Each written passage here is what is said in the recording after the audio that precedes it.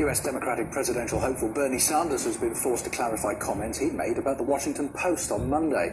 The Vermont senator was accused of peddling conspiracy theories by suggesting that the paper's editorial position reflects the interests of its owner, the billionaire Amazon founder Jeff Bezos. Do I think Jeff Bezos is on the phone telling the editor of the Washington Post what to do? Absolutely not. It doesn't work that way. But what I think is, in media in general, there is a framework. The New York Times operates on the Washington Post operates on the CNN operates on the.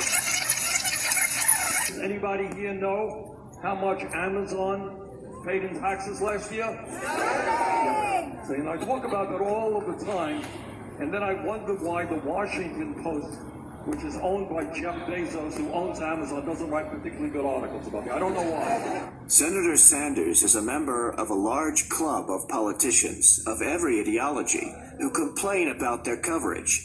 Contrary to the conspiracy theory the senator seems to favor, Jeff Bezos allows our newsroom to operate with full independence, as our reporters and editors can attest. Bernie Sanders has long been a vocal critic of corporate media, arguing that they misrepresent his views and ultimately act in the interests of the elite.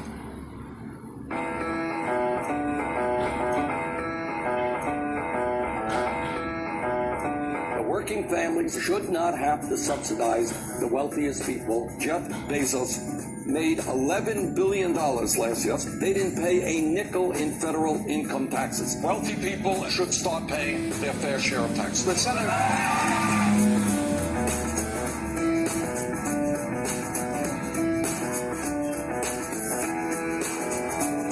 Bernie Sanders makes my skin crawl, and I can't even identify for you what exactly it is, but I see him as sort of a not pro-woman candidate. Bernie continuously bashes billionaires, keeps blaming very rich and powerful for many of the problems that most Americans are suffering.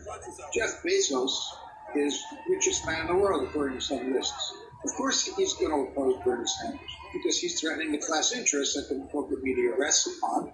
They're trying to keep him from being elected president. He would be an enormous headache for the billionaire and class and the people who serve them. It's definitely an obstacle because they have enormous power and influence, and they can reach almost all Americans, and they influence how Americans think. There's no question about that.